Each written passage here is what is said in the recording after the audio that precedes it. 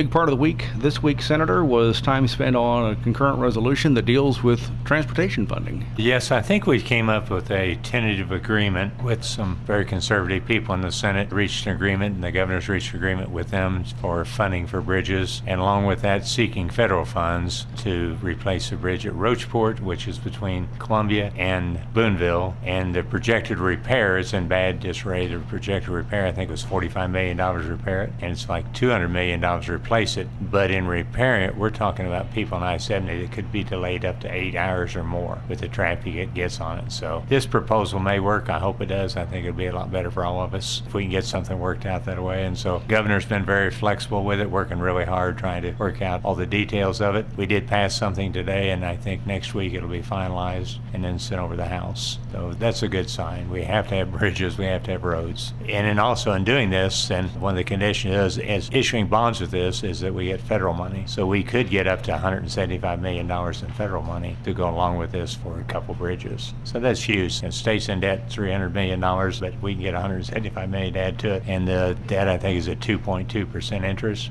Makes it a pretty good deal for the citizens of Missouri. That's a good part of it, too, is the fact that those interest rates on that money are very low. Right, and inflation's probably 3% a year on construction material. Can be 3 up to 4%. So actually, we're getting the use of it by taking advantage of building it now. And so it's actually going to save money in the long run. Hard to explain that. Like your wife going out and I just saved you $20, buying something for $100 because it's marked down. It is a good investment for the state of Missouri, in my opinion. A lot of other bills going through this week as well. One of yours for nursing homes is making its way through as well. Yeah, I passed one today that came out. Our nursing homes are at a severe disadvantage. We've had 5 or 6 close due to Medicaid funding for them. And so that's been in a big one in St. Louis, closed our nursing homes are starting to reject taking Medicaid patients.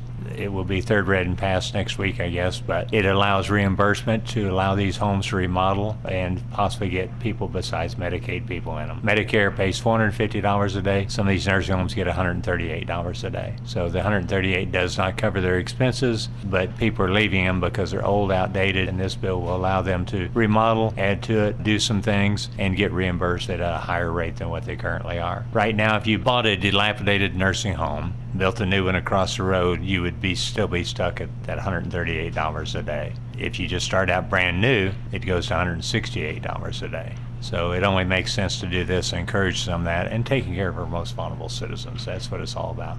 Have a heart for kids and seniors, and that's been one of my passions for 3 years, and finally getting it done this year. Time also spent this week on a couple of different resolutions that would eventually, if they're passed, go to the voters, but those deal with term limits. We did. He had one that wants to put term limits on officials that currently don't have term limits. That would be the Lieutenant Governor, the Attorney General, the Auditor, and Secretary of State. So he wants to limit it to the same as the governor has, and that would be up to vote of the people. The people will get to decide that. So that's passed out. So it will go to the House now and see what happens there.